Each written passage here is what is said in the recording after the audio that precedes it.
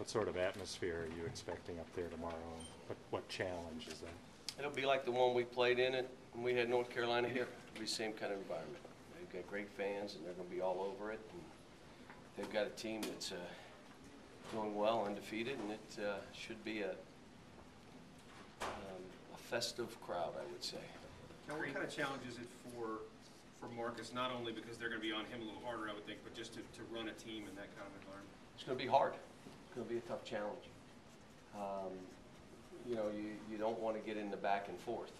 All right, he scored on me, now I'm scoring on him. Can't do that, not in these kind of games. And it's all going to be new to him. It's his first time in that building. It's first time on the true road game. It's going to be hard. Green talked about, you know, just raw athleticism, length, that they can't match you guys, but, you know, they're going to have to get the open looks outside, and that they've got guys that can knock them down. How much of an equalizer can that be, the way they shoot the ball? Well, I think first of all, they'll go with Cody.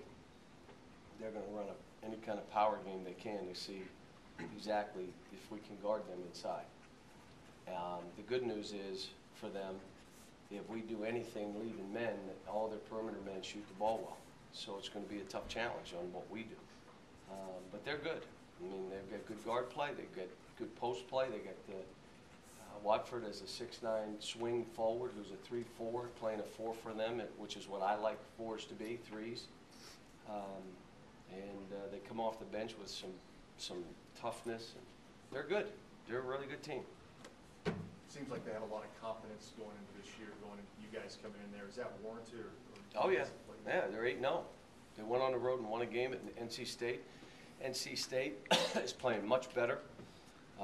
NC State had them down, and they didn't go. They were down 7 with 7 minutes to go, and they came back and won by 11.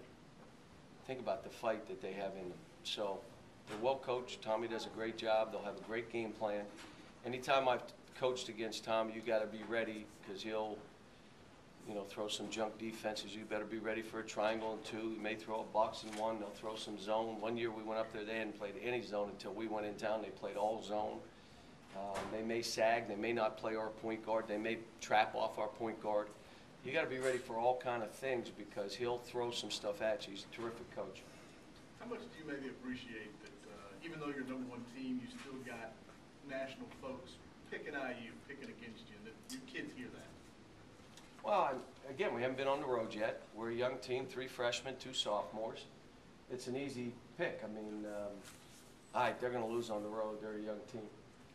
You know, I mean, it's funny that, you know, we've won and you know, we get less votes the next week after we win against North Carolina. I don't know if that's people's hope or their opinion, you know, on that stuff. So all we got to do is try to, you know, play a good ball game. It's going to be hard.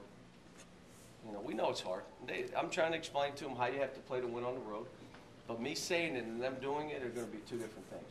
How good prep is this for the SEC road when every game is Armageddon? Yeah, it's good. What else it does is, I told them, this is a learning opportunity for us. Last year we were not good on the road. We just weren't. We beat South Carolina on the road, but they had struggled. But everybody else on the road, we couldn't beat anybody. And so this shows us where we are. Now, it's not like you have to go win the game, but you want to know where are we, because we have some time. We have a month to get it right before we start playing league games on the road. Do you do anything different to prepare your players for this road game? As far as the loud, the crowd, the atmosphere, anything?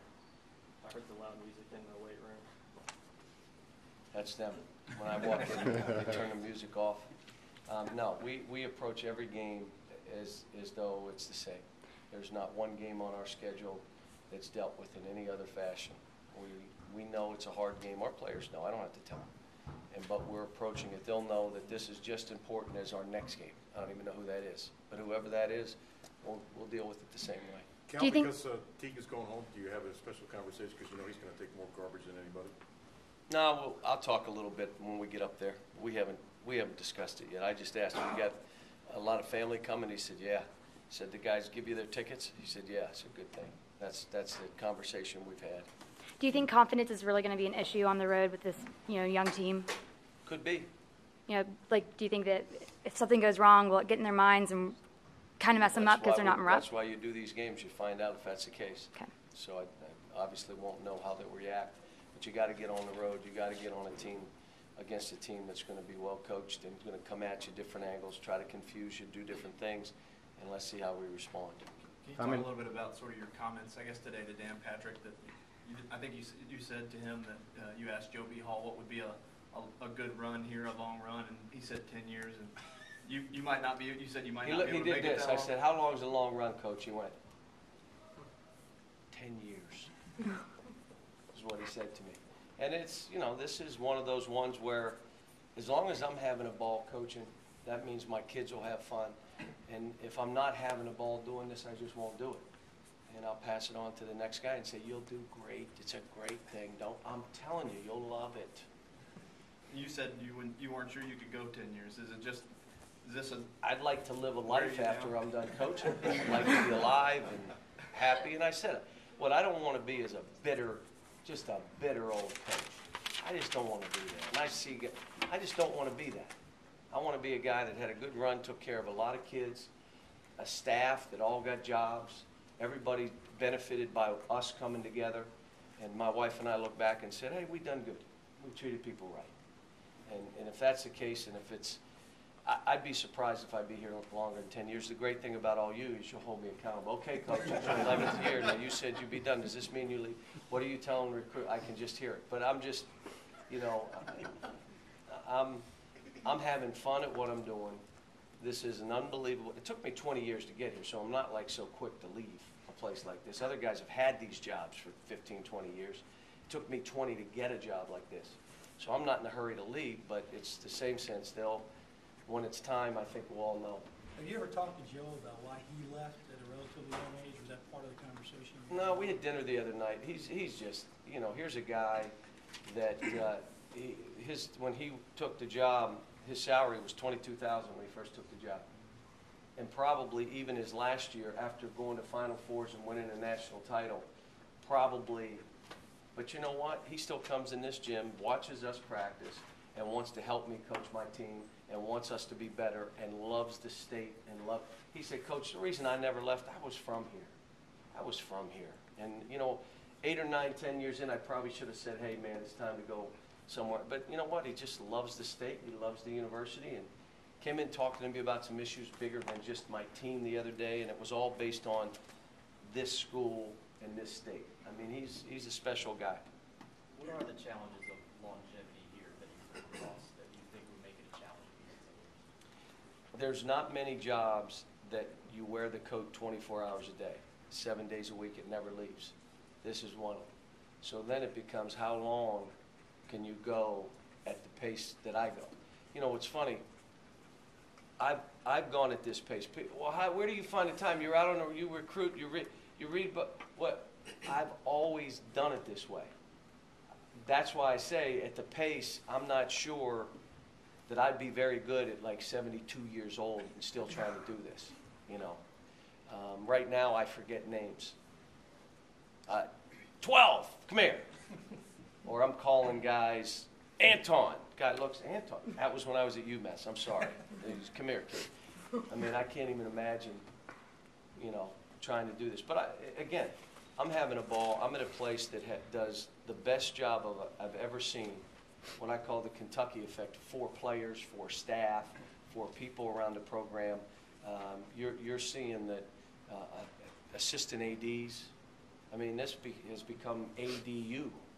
I mean, any assistant becomes an AD here. And I mean, so there's so many things here that makes this a unique place that, you know, it's neat to be here. With regards to appreciating history, is college basketball better when Indiana's good? Oh, yeah. But it's better, you know, because it means something to their state.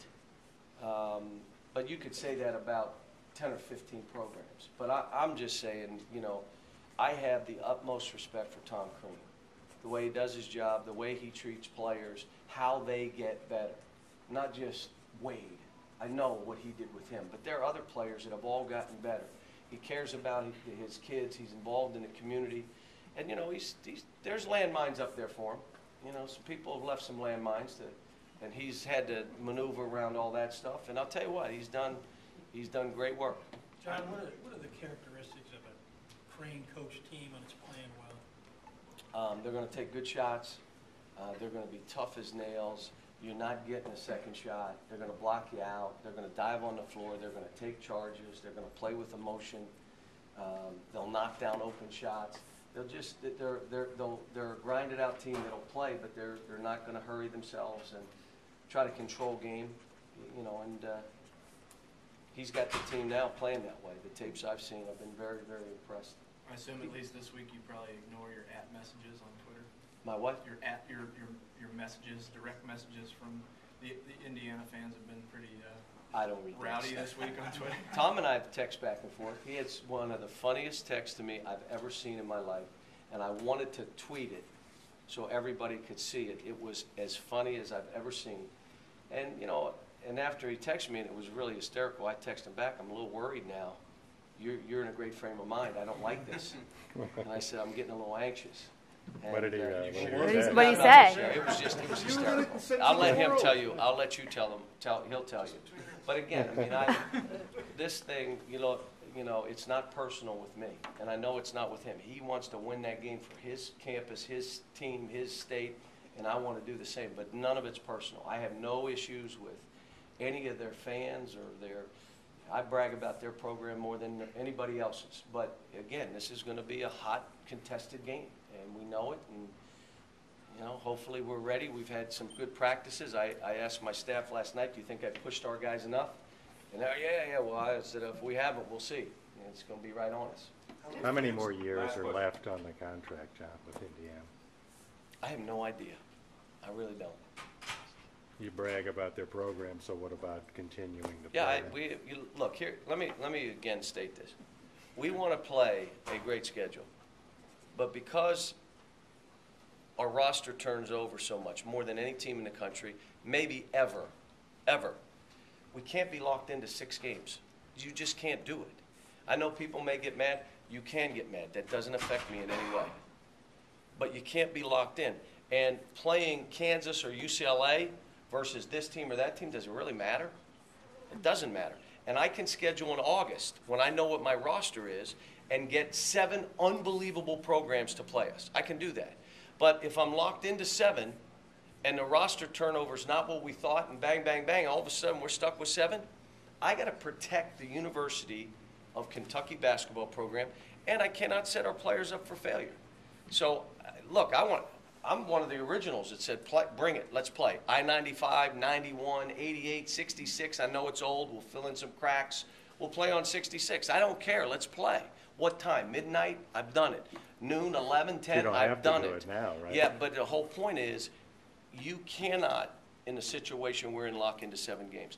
No one in the country does it. Duke doesn't do it. North Carolina doesn't do it. No one does it. UCLA doesn't do it. Kansas doesn't do it. No one does it. Except us. Joe B did it when it was 18. And he was going nuts about it too. He didn't want to.